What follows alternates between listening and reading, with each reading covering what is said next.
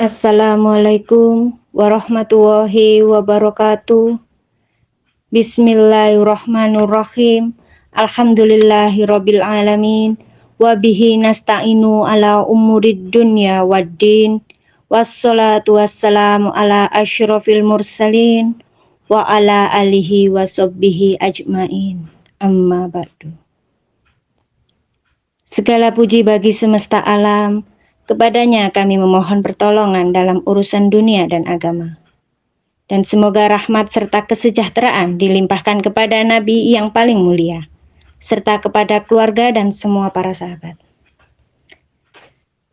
Para bunda-bunda yang saya hormati, dalam kesempatan yang berharga ini, izinkanlah saya untuk mengawali ngasuh hari ini dengan membahas sebuah tema takdir dan usaha manusia yang disebutkan dalam surah Al-Baqarah ayat 286. Persoalan takdir dan usaha manusia dipandang penting dalam Islam. Masih banyak yang salah paham tentang usaha manusia dengan takdir yang ditetapkan Allah Subhanahu wa Ta'ala. Bagaimana penjelasan tentang usaha manusia yang disebutkan dalam surat Al-Baqarah ayat 286? Berikut penjelasannya. Allah Subhanahu wa Ta'ala berfirman dalam potongan surat Al-Baqarah ayat 286. Laha ma kasabat wa 'alaiha maktasabat.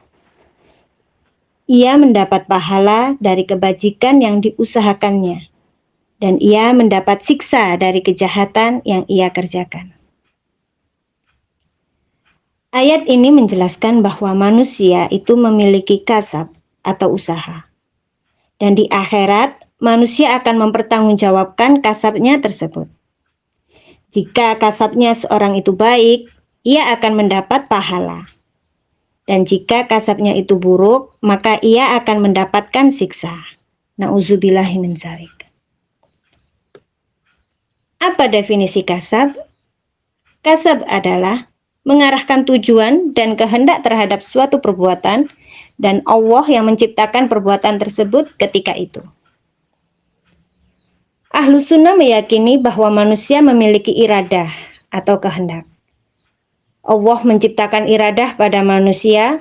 Jika iradah itu diarahkan oleh manusia tersebut pada suatu perbuatan, ini berarti dia telah berkasab. Jika kehendak manusia sama dengan kehendak Allah, kehendak manusia itu akan terjadi. Tapi jika kehendak manusia tidak sama dengan kehendak Allah, maka kehendak manusia tidak akan pernah terjadi. Ini karena pada hakikatnya kehendak Allah lah yang pasti akan terjadi. Rasulullah Shallallahu Alaihi Wasallam mengajarkan kepada sebagian putrinya sejumlah wirid. Berikut bunyinya. Masya Allah kana wa ma lam yasha lam yakun. Yang Allah kehendaki pada azal pasti terjadi. Dan yang tidak Allah kehendaki pada azal pasti tidak akan terjadi. Ini sejalan dengan salah satu munajat Al-Imam Asy-Syafi'i radhiyallahu anhu yang artinya, Ya Allah, yang telah Engkau kehendaki pada azal pasti terjadi, meskipun aku tidak menghendakinya. Dan apa yang aku kehendaki, jika Engkau tidak menghendakinya, pasti tidak akan pernah terjadi. Keyakinan bahwa manusia memiliki iradah dan kasab berdasarkan dua ayat di atas ialah bantahan terhadap kelompok Jabriyah dan meyakini bahwa manusia tidak memiliki iradah. Menurut mereka, manusia seperti bulu yang diterpa angin, sehingga mengikuti arah angin berhembus. Wallahu a'lam. Maka dari itu, kami mengajak saya pribadi dan para audiens Bunda-Bunda Aisyah untuk memperbanyak amalan baik kita, baik yang wajib maupun yang sunnah. Karena pahala yang didapatkan pada bulan Ramadan bersifat berlipat ganda dibandingkan dengan bulan lainnya. Bulan Ramadan ini merupakan bulan di mana diturunkannya Al-Quran sebagai petunjuk hidup bagi umat manusia. Dan mengenai petunjuk itu menjadi pembeda antara yang benar dan yang salah. Ada 4 keistimewaan Ramadan antara lain. Yang pertama, dengan puasa Ramadan akan diampuni segala dosa yang telah kita lakukan di masa lalu dan dijauhkan dari api neraka. Yang kedua, orang yang berpuasa Ramadan akan dekat dengan rahmat Allah Subhanahu wa taala. Yang ketiga, Allah Subhanahu wa taala akan memudahkan sakaratul maut orang yang berpuasa pada bulan Ramadan. Yang keempat, orang yang berpuasa Ramadan doanya akan dikabulkan oleh Allah Subhanahu wa taala tanpa halangan apapun. Fadilah 2 ayat terakhir surat Al-Baqarah. Ada 2 surah dalam Al-Quran yang jika dibaca dapat menggugurkan dosa. 2 ayat tersebut ada di dalam surat Al-Baqarah. Rasulullah Shallallahu Alaihi Wasallam bersabda, siapa yang membaca 2 ayat dari surat Al-Baqarah di malam hari, maka keduanya sudah mencukupinya. Hadis riwayat Bukhari Muslim. Ini sangat dianjurkan dibaca pada malam hari, yakni setelah terbenam matahari dan terus berlanjut syariat untuk membacanya sampai terbitnya fajar. Tapi yang paling sempurna adalah menyegerakannya dalam rangka mencari kecukupan dari Allah Subhanahu wa taala. Yang bermaksud mencukupi dari perkara yang ditakutkan. Maka termasuk padanya mendapatkan berbagai kesempurnaan dan menolak berbagai kejelekan, kekhawatiran atau ketakutan. Ada manfaat 2 ayat terakhir surat Al-Baqarah. Yang pertama, dilindungi dari kejahatan, penyakit, dan gangguan setan.